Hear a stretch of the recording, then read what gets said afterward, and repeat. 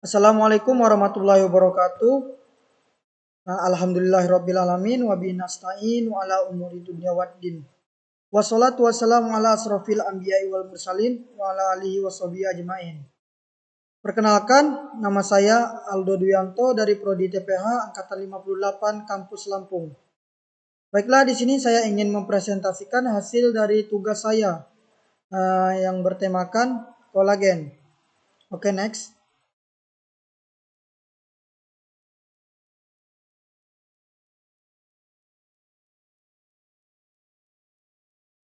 Di sini masuk pada pendahuluan.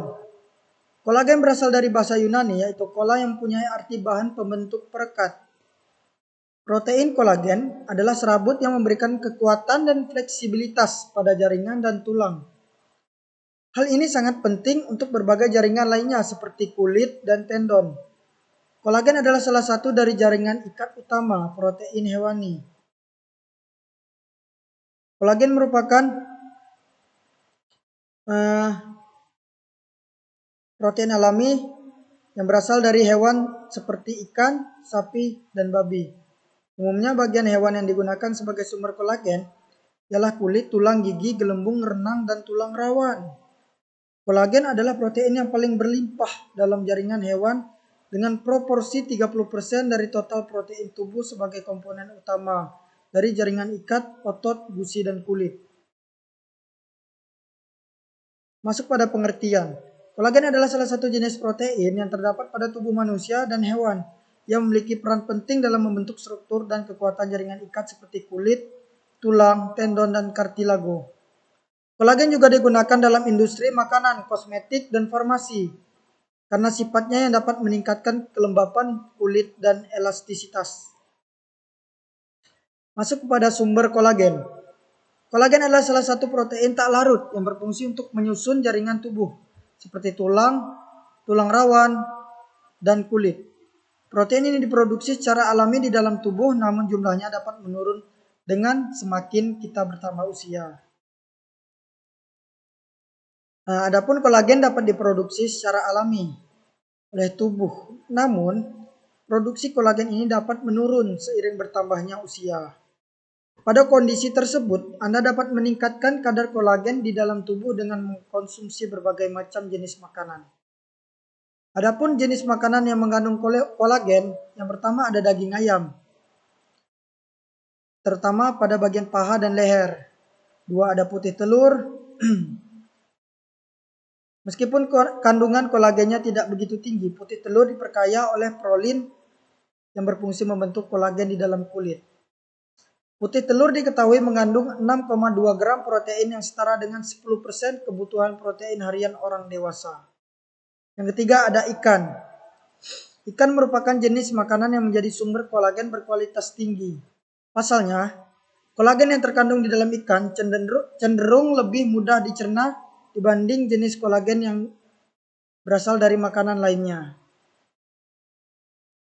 Masuk kepada rekomendasi makanan yang membantu atau menunjang dapat meningkatkan kadar kolagen. Yang pertama, kacang-kacangan. Kandungan zinc dalam kacang-kacangan diketahui dapat membantu mengoptimalkan produksi kolagen di dalam tubuh. Yang kedua ada tomat.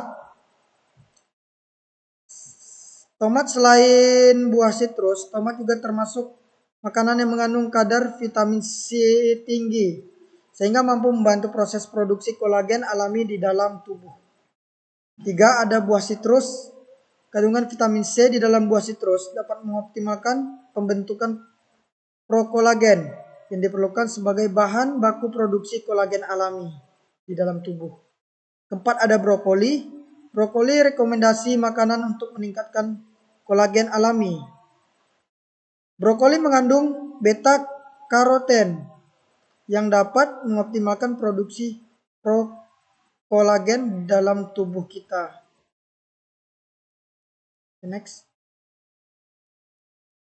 Adapun manfaat kolagen ini sendiri. Manfaat kolagen mungkin lebih populer sebagai kandungan yang dapat merawat kulit. Padahal sebenarnya kolagen masih mempunyai banyak manfaat. Selain kesehatan, seperti meredakan nyeri, sendi, dan mendukung kesehatan jantung. 2. Manfaat kolagen untuk kesehatan tubuh dan kecantikan. Selain merekatkan, protein ini juga dapat mempercepat proses pemulihan jaringan tubuh yang terluka, memperkuat tulang dan melenturkan tendon serta kulit, mengurangi garis halus pada wajah, mengurangi selulit, melancarkan sirkulasi darah ke kulit. 4. Mencegah kerusakan pada folikel rambut. Membantu mengurangi nyeri sendi.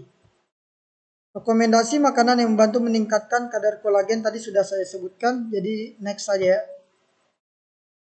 Konsep dasar pengolahan kolagen.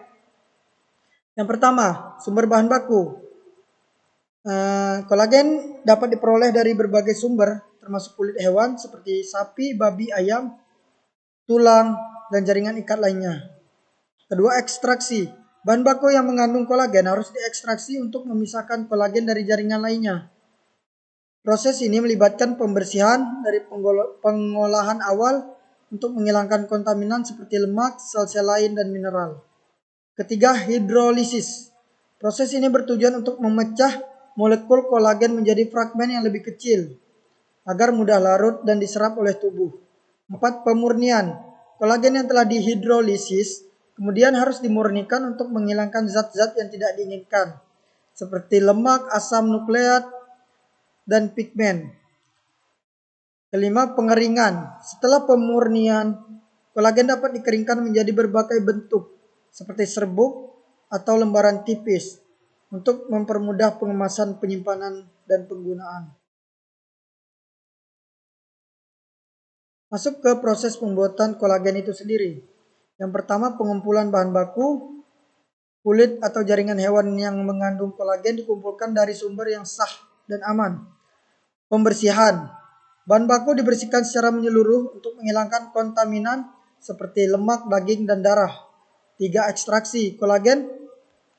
Bahan baku yang telah dibersihkan dipotong menjadi potongan-potongan kecil dan direndam dalam larutan asam atau alkalin untuk melarutkan kolagen. Keempat, pemisahan. Kolagen yang terlarut dipisah dari larutan menggunakan teknik seperti pengendapan, filtrasi, atau sentrifugasi. Kelima, ada hidrolisis. Untuk memecahnya menjadi fragmen yang lebih kecil. Keenam, ada pemurnian dengan menggunakan metode seperti filtrasi, pemisahan dengan membran, dan pengendapan. Ketujuh, ada pengeringan. Teknik pengeringan seperti pengeringan udara, pengeringan beku, atau pengeringan vakum. Kedelapan, ada penggilingan dan penyaringan. Produk kolagen kering dihaluskan menjadi serbuk halus dan disaring untuk mendapatkan ukuran partikel yang seragam. 9. Pengemasan. Kolagen yang telah dioles dikemas dalam kemasan yang sesuai dan siap untuk didistribusikan atau digunakan dalam produk-produk jadi lainnya. Yang terakhir ada syarat mutu kolagen. 1. Kemurnian. Kolagen harus bebas dari kontaminan seperti lemak, asam nukleat, pigmen, dan bakteri yang dapat mempengaruhi kualitas dan keamanannya. Kedua, kadar protein. Kadar protein dalam kolagen harus sesuai dengan spesifikasi yang ditentukan untuk memastikan keberadaan kolagen yang cukup.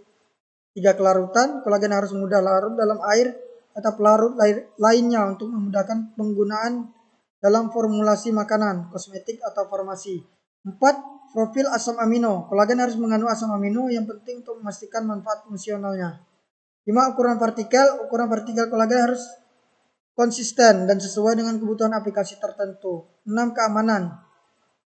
Kolagen harus diproduksi dengan menjaga kebersihan dan melalui proses yang aman, serta memenuhi standar keamanan pangan atau farmasi yang berlaku. Syarat mutu kolagen dapat bervariasi tergantung pada penggunaan dan tujuan produk akhir yang akan digunakan. Terima kasih.